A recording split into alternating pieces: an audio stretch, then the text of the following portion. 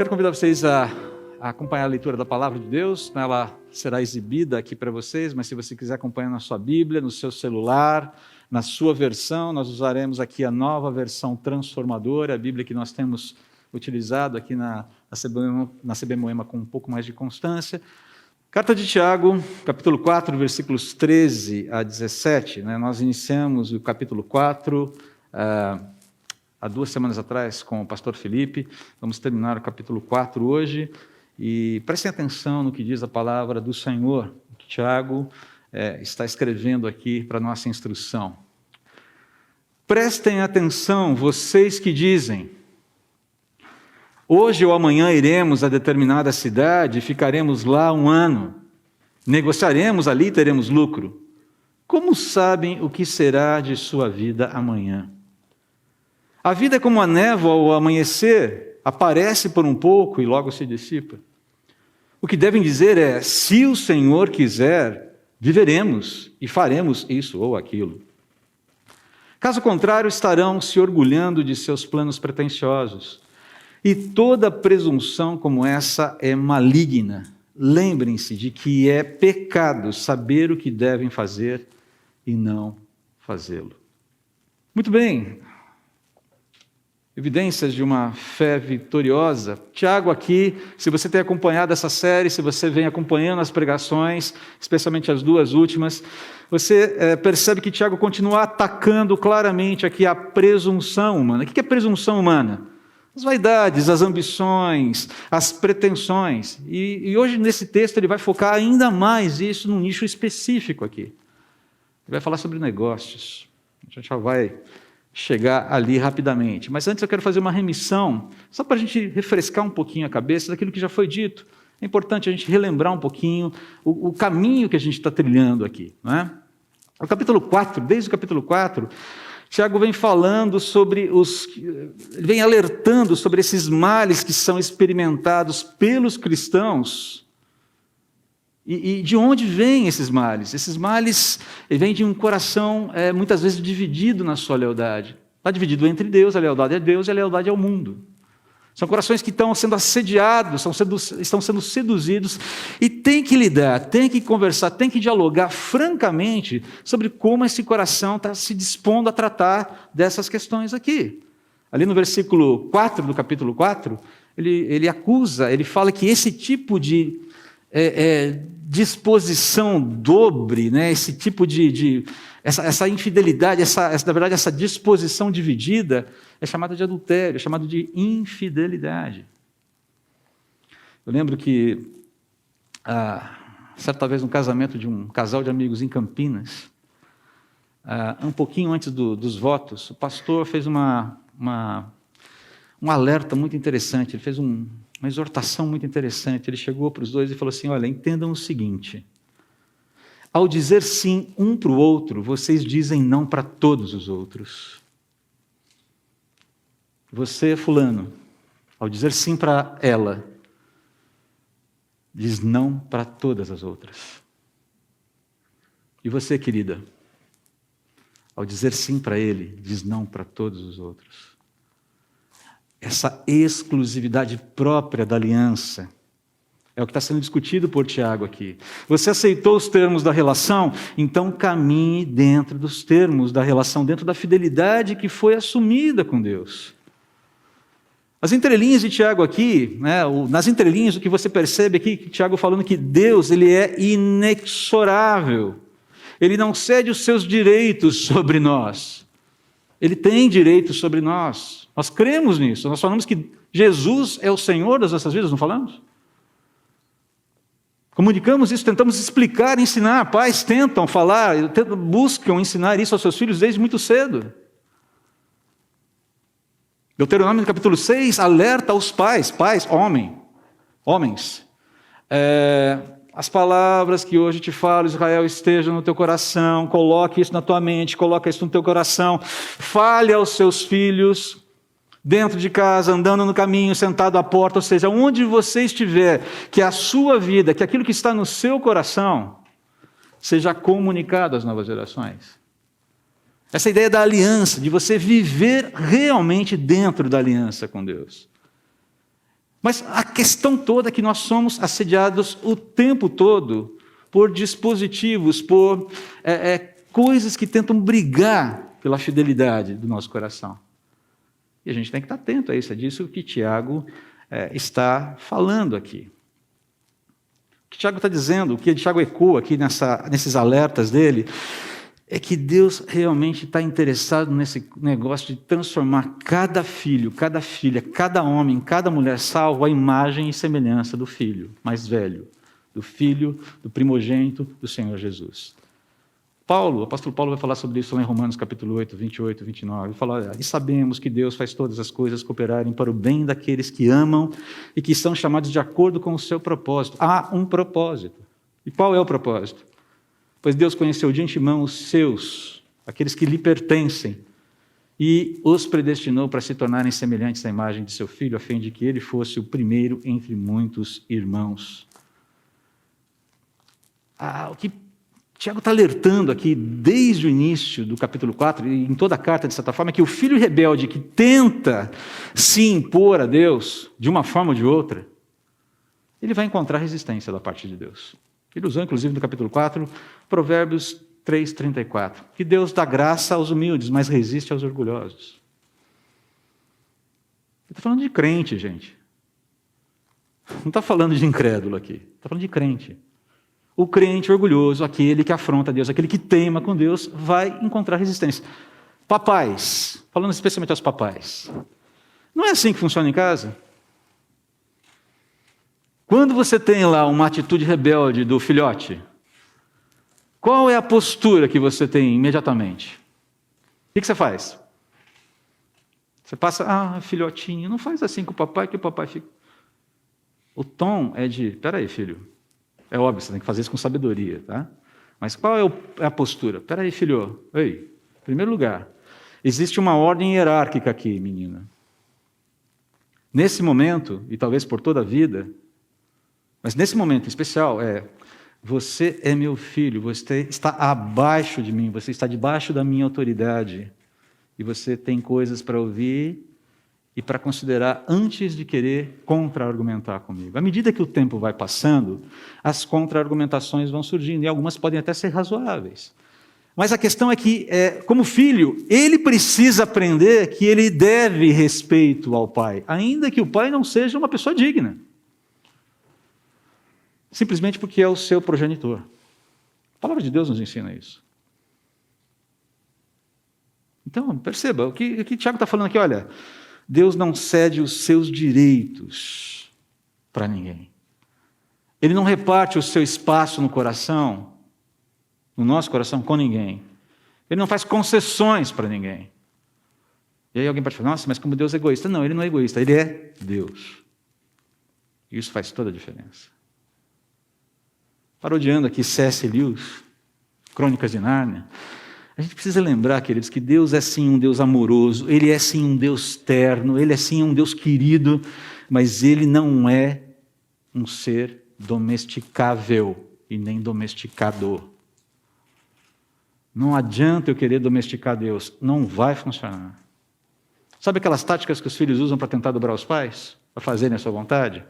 Especialmente aquela história de você jogar, né, a sua tentativa de conseguir o que você quer em duas frentes diferentes. Né? Eu vou jogar para meu pai e vou jogar para minha mãe. Vamos ver que bicho vai dar aqui. Filhos, fazemos isso ou não? Eu já fiz muito isso. A minha felicidade é que meu pai e minha mãe eram assim, ó.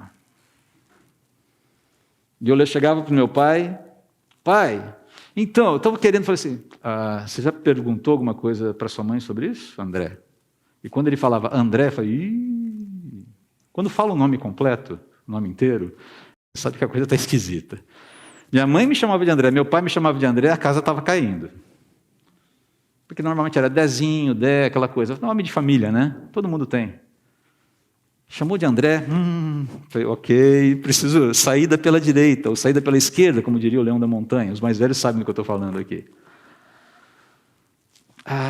Deus não entra nesses jogos.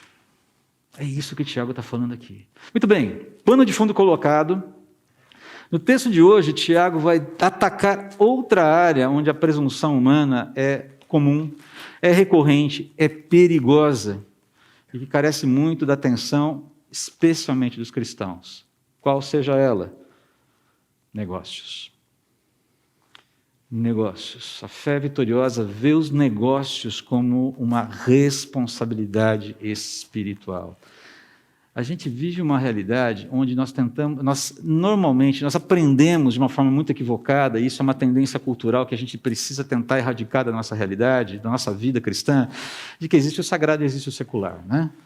Eu ouço música sagrada, eu ouço música secular. Eu faço coisas sagradas, eu faço coisas seculares. E o cinema é uma coisa secular, e a reunião de jovens é uma coisa sagrada.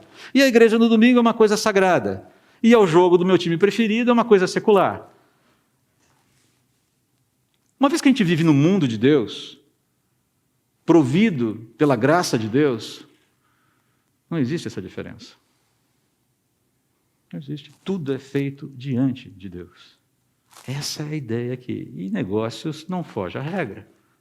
Nossos negócios, sejam eles quais forem. Então a ideia aqui, né, o que o Tiago está fazendo, ele está fazendo um alerta muito objetivo, muito claro. Planeje e organize os seus negócios submisso a Deus, sempre alerta à soberba do coração, porque a gente lida com soberba, a gente lida com vaidade o tempo todo.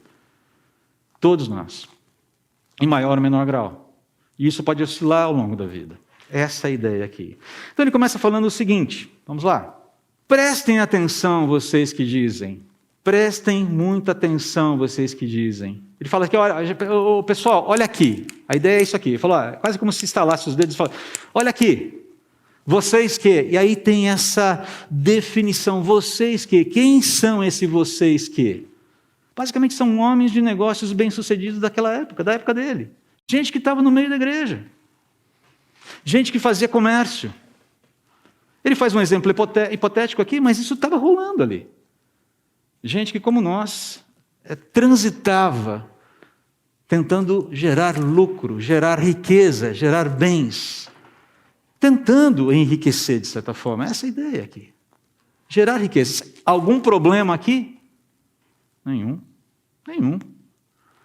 Mas as disposições, sim, podem ser problemáticas. É isso que Tiago vai atacar. Ele não está dizendo que o negociar, o gerar riquezas, o trabalhar era um problema. Não, a questão não é essa. A questão são as disposições que nos levam, que nos impulsionam nessa direção. Agora, o que é interessante aqui, como a gente já viu lá atrás em Tiago, a boca fala do que o coração está cheio, certo? A gente já viu isso. Mas se a boca fala de fato que o coração está cheio, se a boca revela, se a nossa fala revela o nosso coração, é quase como se Tiago dissesse aqui, olha, prestem atenção no que vocês estão afirmando.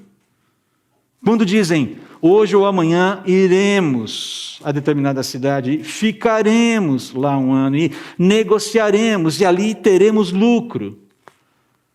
Eu não sei se você percebeu, mas todos os verbos aqui estão em que tempo? Os bons de português aqui. Aí em casa, alguém sabe? Futuro do indicativo. O que é o futuro do indicativo? A ideia de que você vai fazer a ação logo depois dela ter sido o quê? Comunicada. É tido como certo. Vai acontecer. Essa é a ideia aqui. O que Tiago está dizendo aqui é o seguinte, gente, olha, sabe qual é o problema de vocês com essa fala? É que vocês estão tratando o futuro como se ele estivesse à sua mercê. Como se ele fosse uma variável que vocês controlam. Iremos, ficaremos, negociaremos, teremos. Percebe a construção? Há um planejamento aqui. E que haja planejamento não é o problema. Mas perceba aqui a forma como isso é colocado. Nós faremos, nós iremos, nós permaneceremos, nós negociaremos e nós teremos lucro ali. Qual é o perigo exposto por Tiago aqui, logo de saída? Abrindo aspas aqui, fazendo uma espécie de interpretação livre, mas com boa exegese bíblica. É como se Tiago chegasse para esse pessoal e falasse, vocês não percebem como isso demonstra confiança excessiva em vocês mesmos? Uma coisa é você ser confiante, outra coisa é você se achar o último biscoito do pacote. São coisas bem diferentes. Ser confiante não é um problema.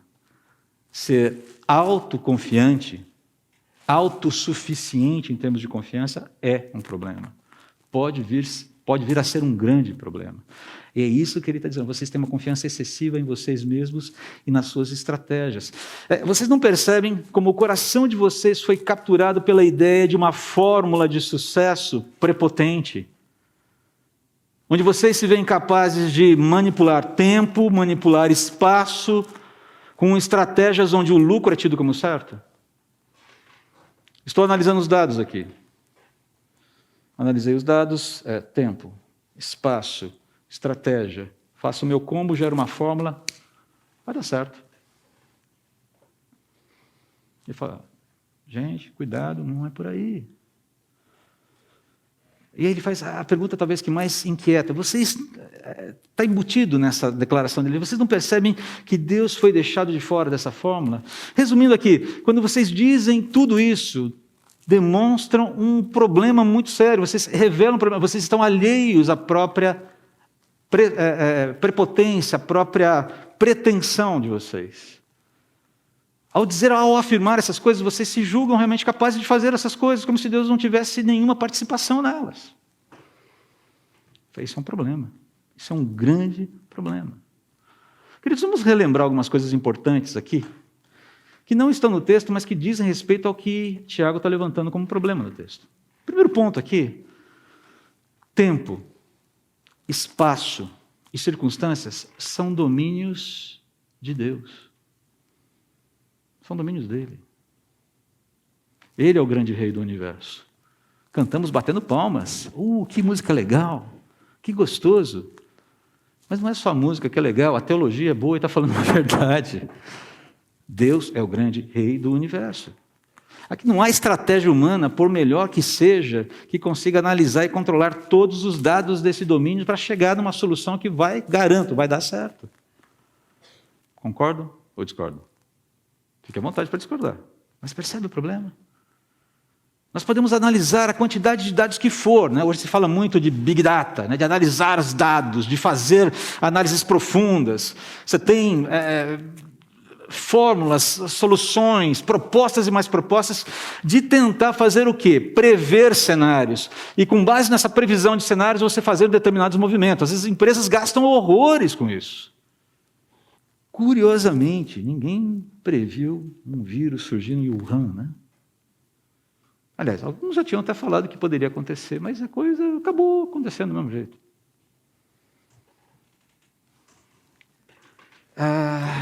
Percebe?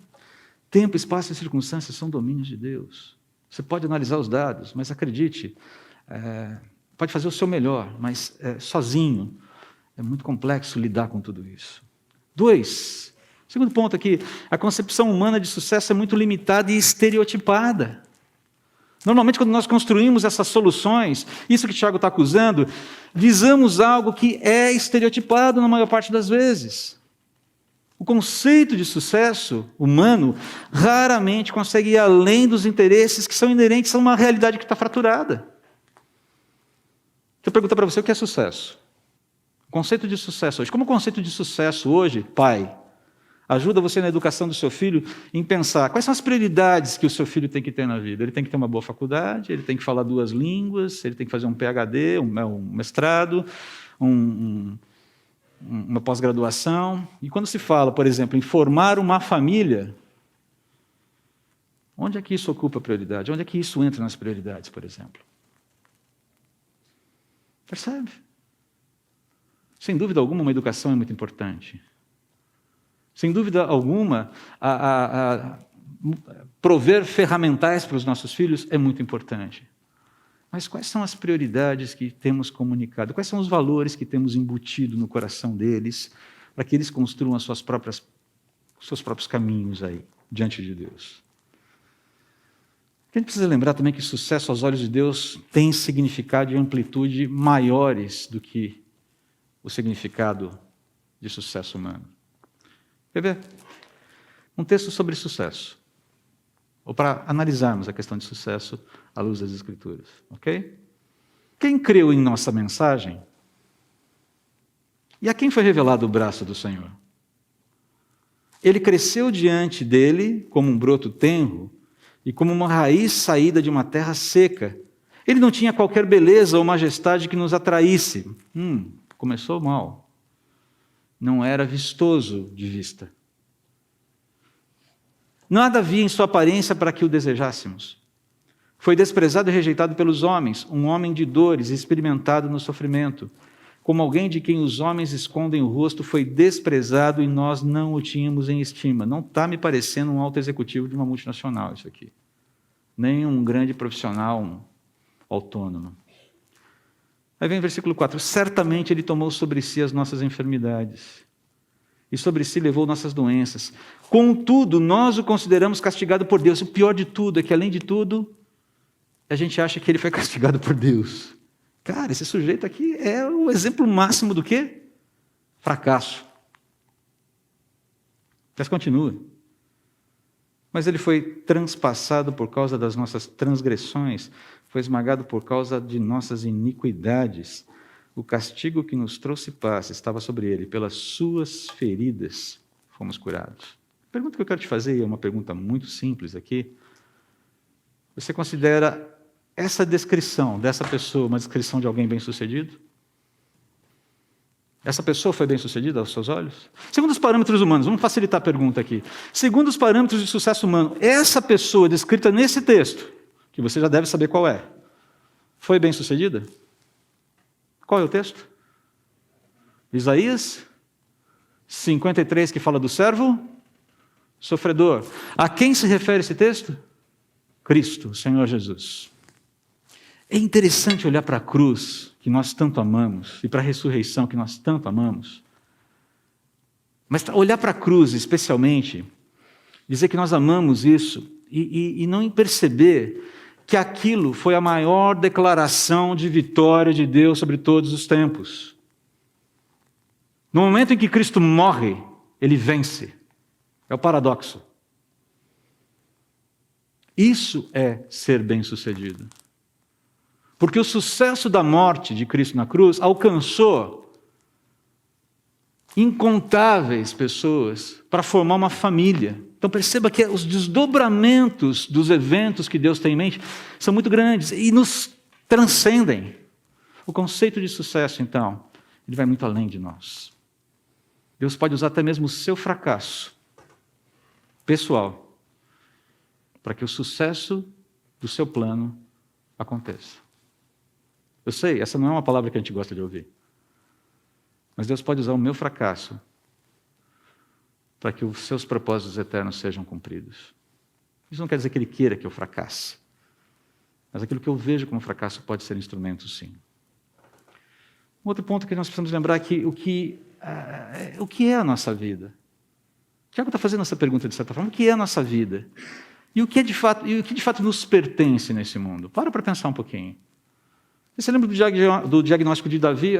Assim, a oração de Davi, lá em 1 Crônicas 29, ele faz esse diagnóstico de o que é a nossa vida e o que nos pertence. Ele faz assim, quando todo o povo de Israel vem para dedicar os elementos, né, os insumos para o templo, Davi está preparando o terreno para que Salomão construa o templo do futuro. Naquele momento em que todo Israel comparece para entregar voluntariamente as suas ofertas, há um contentamento muito grande. É um texto que a gente já cantou várias vezes aqui na igreja, inclusive pregamos sobre ele.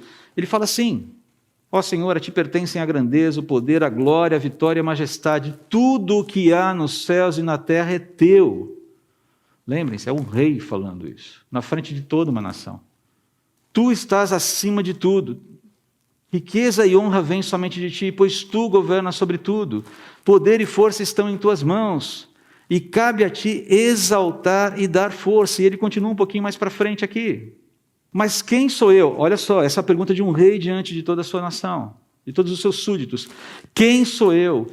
E quem é o meu povo? Uma pergunta impopular para se fazer diante de uma nação, né? Quem é o meu povo? Para que pudéssemos te dar alguma coisa. Tudo que temos vem de ti e demos apenas o que primeiro de ti recebemos. Somos estrangeiros e peregrinos na terra. Como nossos antepassados antes de nós, nossos dias na terra são como uma sombra, passam rápido sem deixar vestígio.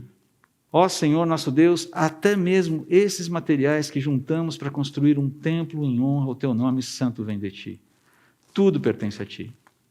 Tudo pertence a ti. Eu sei, meu Deus, que examinas nosso coração e te regozijas quando nele encontras integridade. Somos como sombra, peregrinos. E precisamos entender que a organização dos nossos ofertas, das nossas prioridades, dos nossos planos e planejamentos, precisam refletir essa proporção do tempo aqui na Terra e o tempo vivido na eternidade. Essa é a ideia aqui. Pergunta, talvez, refletindo um pouquinho, uma fala no final do culto de 2 semanas atrás, lá no Buffet Colonial, né? Os nossos maiores esforços nessa vida hoje têm obedecido o critério de colocarmos as primeiras coisas em primeiro lugar, e aí teremos as segundas? Ou temos colocado as segundas coisas em primeiro lugar? Deus quer nos dar segundas coisas. Mas como a gente disse lá atrás, nunca ao custo das primeiras. Nunca. Deus é um Deus bondoso, cuidadoso, provedor. Você sabe disso, eu sei disso.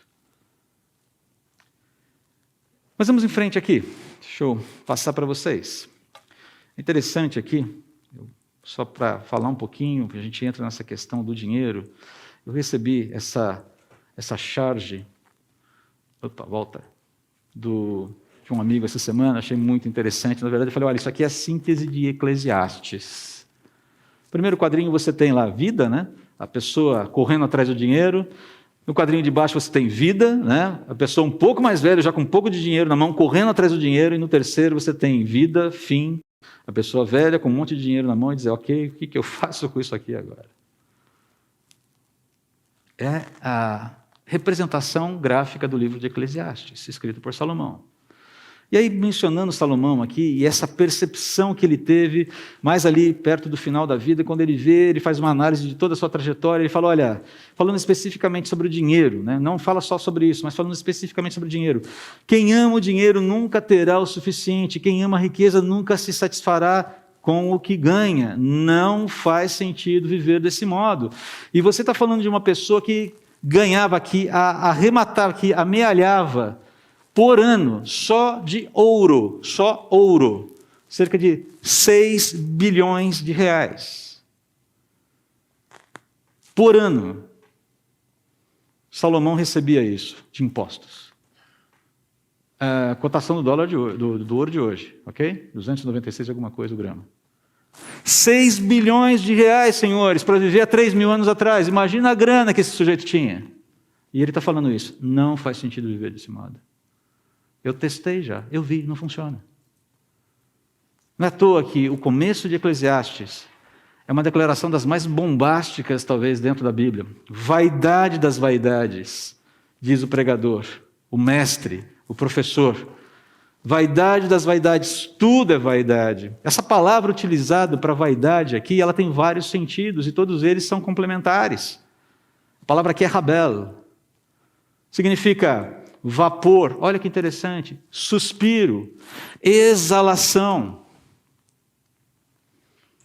vão, não vão aquilo que é vão, aquilo que não tem utilidade, vazio, sem sentido quando é percebido apenas em si mesmo. A ideia de névoa, sombra, inutilidade. Não é à toa que em algumas versões a palavra está falando nulidade das nulidades.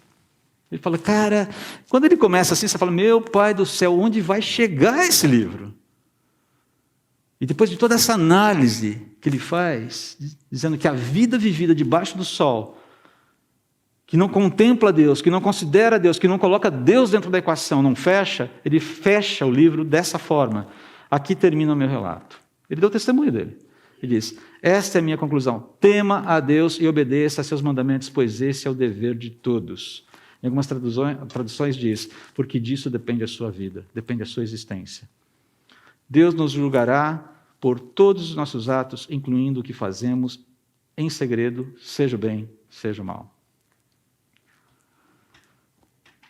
A gente está falando de alguém que testou e disse, não funciona. Cuidado, não caia nessa armadilha. Se você vive uma vida em que essas coisas têm um valor por si mesmas, elas vão, de alguma forma, frustrar você. Não caia nessa armadilha. Não está falando para não planejar, não está falando para não empreender, ele está dizendo, não faça isso por isso apenas. Essa é a grande dica de Salomão aqui em Eclesiastes. É um livro muito bom para você ler, inclusive com seus filhos. Ele lida com questões muito presentes na nossa realidade, especialmente nos dias de hoje aqui. John Wesley, ele falou certa vez, o dinheiro é um servo maravilhoso, um mestre terrível e um Deus abominável. A pergunta que eu faço para você nesse momento é, o que o dinheiro tem sido na sua vida? Um servo, um mestre ou um Deus? E deixa eu falar mais uma coisa, todos nós aqui, todos, tendemos a olhar para o dinheiro como um mestre e, eventualmente, como um Deus. Somos tentados nessa direção. É interessante, as Escrituras falam, o Senhor Jesus fala, né? O dinheiro é o concorrente mais frequente ao trono do nosso coração no lugar de Deus. Ele concorre com Deus, ele é quem mais concorre pelo trono do nosso coração com Deus. Jesus denunciou essa realidade ali no Sermão do Monte, capítulo 4 de Mateus, e uma fé que não vê os negócios como uma responsabilidade espiritual, vai colher como sucesso, entre aspas, muito provavelmente um mestre terrível e um Deus abominável. Nós precisamos ficar atentos a isso, queridos.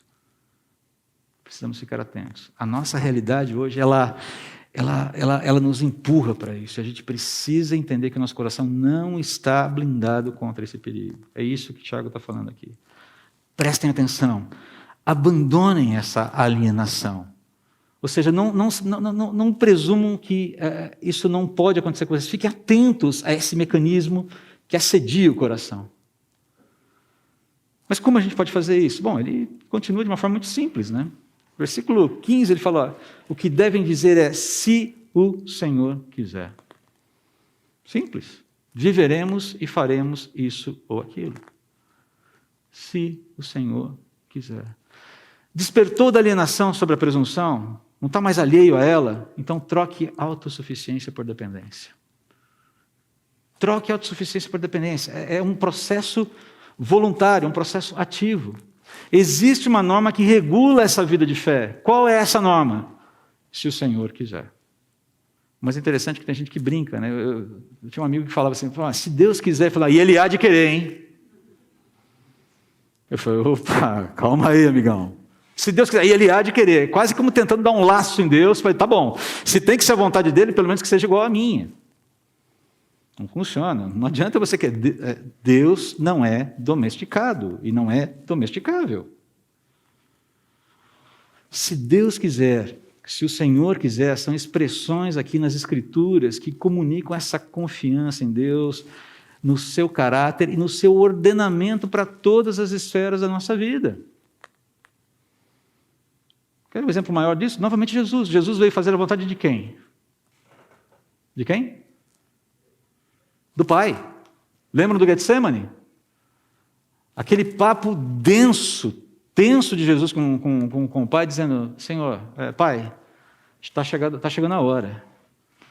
Está difícil, está pesado, está agonizante esse negócio. Mas, se possível, faça de mim o que? Esse cálice. Contudo, seja feita. Jesus pede, queridos, para ser liberto da morte. Ele sabe que o enfrentamento daquela situação é terrível, não só fisicamente, emocionalmente. Contudo, seja feita a tua vontade. E Jesus fala que os discípulos devem fazer o mesmo, devem seguir a vontade do Pai. E isso inclui discípulos, todos os discípulos de todas as épocas, isso inclui, inclusive, os negócios dos discípulos. Essa é a ideia aqui. Agora, note uma coisa, né? A primeira vontade de Deus aqui, mencionada por Tiago, refere-se ao quê? Se Deus quiser, a primeira coisa é o quê? Nós viveremos. Diz respeito à manutenção ou não da nossa vida. Já não cai na prática, nós vamos viajar, nós vamos negociar, não. Diz respeito à manutenção da vida. Se Ele quiser, nós viveremos. Nós precisamos estar vivos para fazer qualquer coisa. A vida é o dom de Deus que eu não domino. Esse é um insumo, esse é um asset, é um recurso que eu não controlo. Nós estamos vivos no mundo de Deus, nesse momento, porque Ele quer. Para pensar um pouquinho, respira fundo agora. Com a máscara eu sei que é difícil, mas respira fundo. Dá uma boa inalada, respire. Enche o pulmão de ar. Aí de repente você dá uma acordada aí, dá uma despertada, né? Respirou fundo. Encheu o pulmão de ar. Fazer uma segunda. Sentiu o ar entrar? Fez bem? Deu até uma tonteirinha na cabeça agora, de tão fundo que você respirou? Legal. Quanto tempo você consegue passar sem respirar? Hein? Já fez esse teste? Pessoal mais jovem aí que gosta de fazer competições aí e tal. Eu fico mais tempo sem respirar do que você. Quanto tempo você consegue ficar sem respirar? Já tentou? Já testou? Você tem ideia de qual é o recorde de permanência debaixo d'água? É a apneia estática, né? Sem mergulhar. Você tem ideia de qual é o recorde? 24 minutos. É assustador, não é? Ok, a pessoa entra na piscina, respira oxigênio puro, e fica. 24 minutos assim, só com a cabeça dentro d'água. Quer dizer, o corpo com a cabeça mergulhada. 24 minutos. Imagina Deus chegando para a gente fazendo assim, vamos fazer o seguinte, a gente precisa fazer um remanejamento na estrutura da criação, e eu vou te dar uma inalada a cada 20 minutos, tudo bem? Prenda a respiração, você vai ter que aprender a viver como as baleias agora.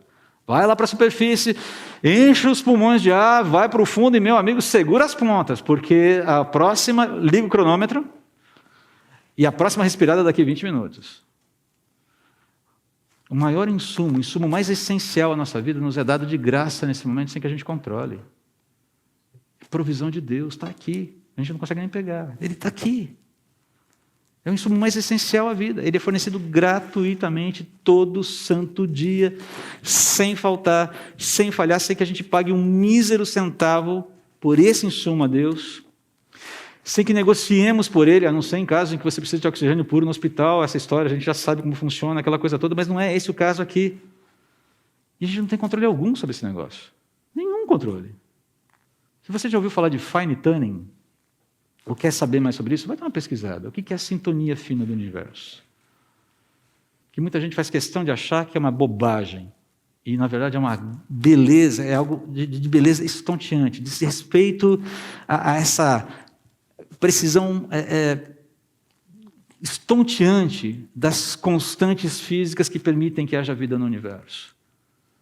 Vai dar uma olhada como é que funciona isso. Dá uma pesquisada, dá uma bugada depois, hoje tarde lá em casa. O que é fine tuning? Sintonia fina do universo.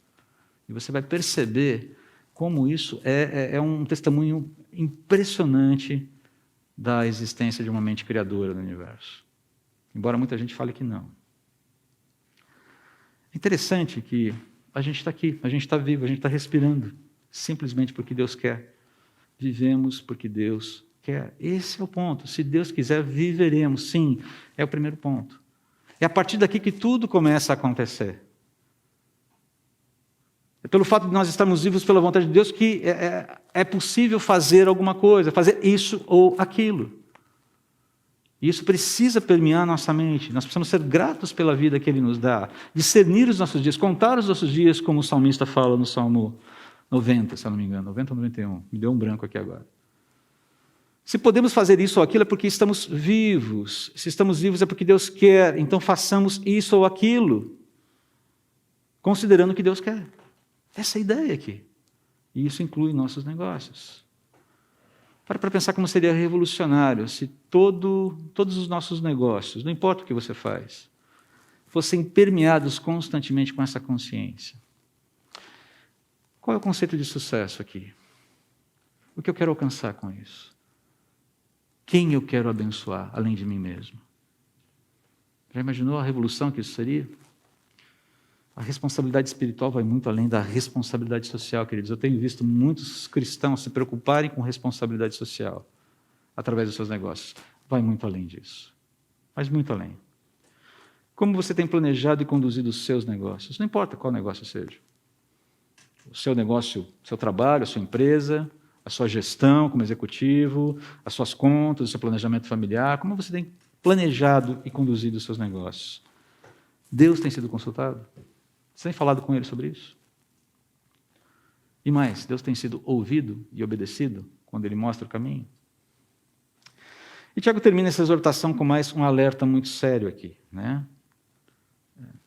Ele vai falar, olha, caso contrário, se vocês não fizerem isso, se vocês não mencionarem, se vocês não adotarem essa norma de vida, se Deus quiser, viveremos e faremos. Caso contrário, estarão se orgulhando de seus planos pretensiosos e toda presunção como essa é maligna.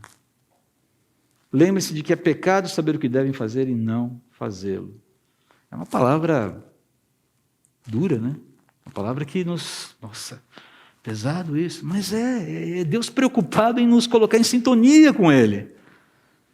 Fica atento aqui, cara. Não entra nessa vibe furada aqui, porque você vai se dar mal. Essa é a ideia. Vamos dialogar sobre tudo isso. Vamos ajustar tudo, ainda que leve tempo. Essas mudanças não acontecem do dia para a noite, são disposições que a gente vai criando e vai alimentando e vai trabalhando ao longo do viver.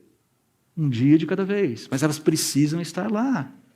O que Tiago está falando aqui, se vocês não adotarem a norma, se Deus quiser, se o Senhor quiser, vocês vão permanecer conscientes em suas estratégias e movimentos autossuficientes. Agora já não é mais ilusão, ou melhor, alienação, é decisão.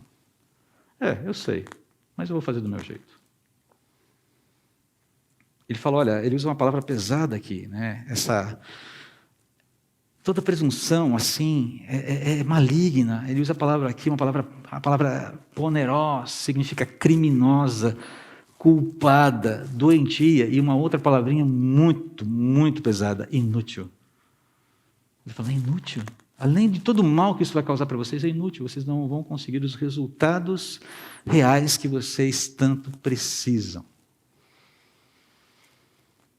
O alerta final aqui, que fica muito claro, é, olha, lembrem-se de que é pecado saber o que devem fazer e não fazê-lo. Quando eu sei como eu devo proceder, está claro, Deus já me mostrou, o princípio está lá, eu sei o que Ele está dizendo para mim. E eu não me atrevo a confiar que do jeito de Deus é melhor. Aquilo que o pastor Felipe falou semana passada. Qual foi a frase mesmo, Fê? Viver do jeito de Deus é difícil, é complicado, é cheio de lutas e tal. Mas viver longe dele, viver longe dos seus princípios, viver em desobediência, é morte. É muito mais arriscado. Pode não trazer efeitos práticos a curto prazo, mas você vai ver esses efeitos a médio e longo prazo, não tem jeito. Deus é muito consistente, muito coerente com Ele mesmo. E Tiago falou, olha, não ajam assim. Não se gabem, não se ufanem, não achem que vocês têm a capacidade de lidar com todos os dados, formular soluções e sair entregando as respostas, e as coisas vão acontecer exatamente do jeito que vocês querem. Na verdade, queridos, pode parecer uma palavra para baixo, mas na verdade é uma manifestação absurda da graça de Deus isso aqui. É Deus dizendo, filhos, queridinhos, papai está aqui, papai ama vocês, e papai quer que vocês andem com Ele, porque Ele tem coisas boas para vocês. Desculpe usar uma palavra meio paternal demais, mas talvez seja pelo Dia dos Pais aqui, então a gente vai caminhar nessa direção.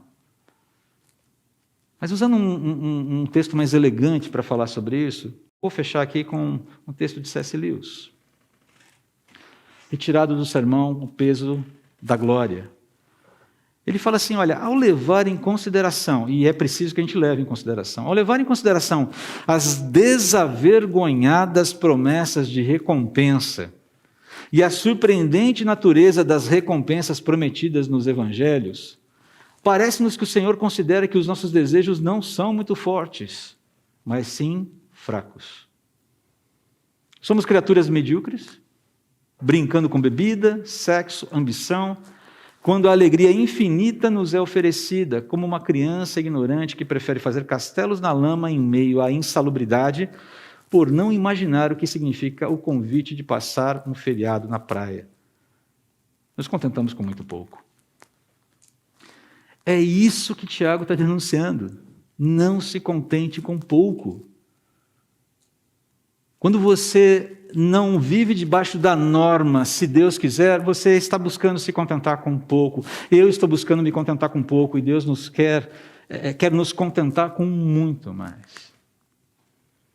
Pode parecer paradoxal. Existe aquela ideia, muitas vezes subjacente, né? Eu lembro quando eu era adolescente, né? Na cabeça de adolescente, às vezes passam umas coisas muito estranhas, né? Pelo menos na minha cabeça de adolescente. Não quero dizer que todos são assim. Mas eu lembro que, quando eu vinha, eu vou orar para Deus para achar a minha cara metade, né? Aquela história de começar a ficar interessado pelo sexo oposto e tal, você fala, puxa vida, né? Um dia, quem sabe, vou casar e tal. E toda vez que eu começava a orar, eu via que eu tinha que orar por critérios que não eram os critérios que tinham prioridade no meu coração. Não, mas eu quero que ela tenha altura tal, eu quero que ela tenha os cabelos da cor tal, eu quero que ela tenha o jeito tal, eu quero que ela... E Deus fala, ô bonitão, não é essa a pauta. Mas Deus, se eu não pedir isso, o Senhor vai me dar uma coisa exatamente diferente. Vinha na minha cabeça a imagem da mulher que Deus me daria se eu pedisse aquilo que Ele disse para eu pedir. Eu vou ficar frustradíssimo com isso. Mas é interessante que quando você começa a entender que existem aspectos inegociáveis que você tem que priorizar, no momento em que a gente prioriza aquilo que é inegociável, as primeiras coisas, Deus nos contempla satisfatoriamente com as segundas coisas. É disso que o Lewis está falando aqui. Não se contente com pouco. Põe as primeiras coisas em primeiro lugar e você terá as segundas. É simples assim. Simples em termos conceituais. Mas, eu sei, o exercício é difícil. Pare para pensar nas vezes que você ouviu a voz de Deus e viveu sob a norma, sob a ética, se Deus quiser. Como você foi conduzido a um momento de paz, de provisão, que te encheu o coração de alegria, que trouxe satisfação, que trouxe renovo, que trouxe vigor. Para finalizar aqui, queridos, só fazendo aqui uma remissão, então. Quais são os princípios para negociar com responsabilidade espiritual? Primeiro, planeje considerando que tempo, espaço e circunstâncias são domínios de Deus. Você pode ter muitos dados, big data à sua disposição. Ainda assim, esses domínios são dele e nós não os controlamos. Segundo, planeje considerando que o conceito de sucesso divino pode divergir dos estereótipos do sucesso humano. Nem sempre o sucesso de Deus vai bater com a métrica que a gente usa para medir sucesso humano. Nem sempre. O Senhor Jesus é o exemplo maior disso. Por fim, planeje submetendo-se continuamente à norma que regula a vida de fé. Se o Senhor quiser, viveremos. E então faremos. É assim que funciona. E funciona bem. Tenhamos as segundas coisas, mas não antes das primeiras. Não nos contentemos com pouco. Essa é a dica aqui de Tiago, em outras palavras.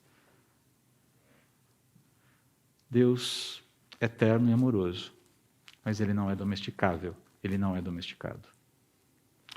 Vamos orar. Senhor, nós sabemos que há tantos desafios na nossa vida, especialmente numa época como essa, com todas as questões, né, que batem à nossa porta.